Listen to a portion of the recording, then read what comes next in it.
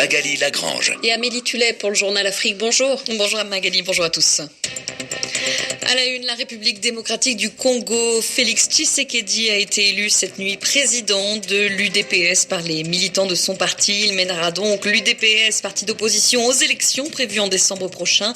Parmi ces élections très attendues, rien de c'est la présidentielle bien sûr. Et si cette présidentielle avait lieu aujourd'hui, c'est Moïse Katumbi qui l'emporterait. C'est ce que nous apprend un sondage publié hier, une enquête d'opinion qui révèle une profonde défiance des Congolais vis-à-vis du pouvoir. Présidentielle qui, si elle avait lieu aujourd'hui, serait remportée par un opposant au régime de Joseph Kabila. C'est ce que nous apprend un sondage du bureau Bercy et du groupe d'études sur le Congo.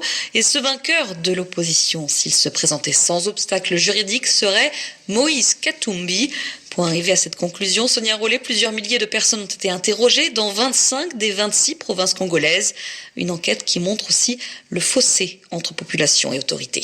Plus de 95% des personnes interrogées disent s'être enrôlées et vouloir voter, et pourtant la commission électorale chargée de ces scrutins a perdu la confiance de 69% d'entre eux qui ne la croient plus capable de mener un processus électoral libre, juste et transparent. C'est son plus bas score depuis février 2017. Même chose pour son président Corneille Nangaa avec 72% d'opinions défavorables.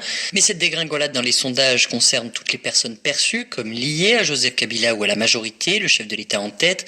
80% d'opinions défavorables, c'est son pire sondage depuis son arrivée au pouvoir en 2001. Bruno Tshibala, son premier ministre, 70% d'opinions défavorables également. Et si le vote se déroulait aujourd'hui, n'importe quelle personnalité de la majorité se retrouverait créditée d'à peine 17% des voix. Inversement, c'est l'opposition qui tire ses marrons du feu. La personne la plus populaire selon ce sondage reste Moïse Katumbi, même s'il passe de 34% d'intention de vote l'an dernier à 24% cette année. Or, c'est aujourd'hui l'un des candidats déclarés à être le plus visé par des procédures judiciaires qui pourraient le rendre inéligible. 24% d'intention de vote, 7 points de plus que le candidat de la majorité avec les 3% de marge d'erreur.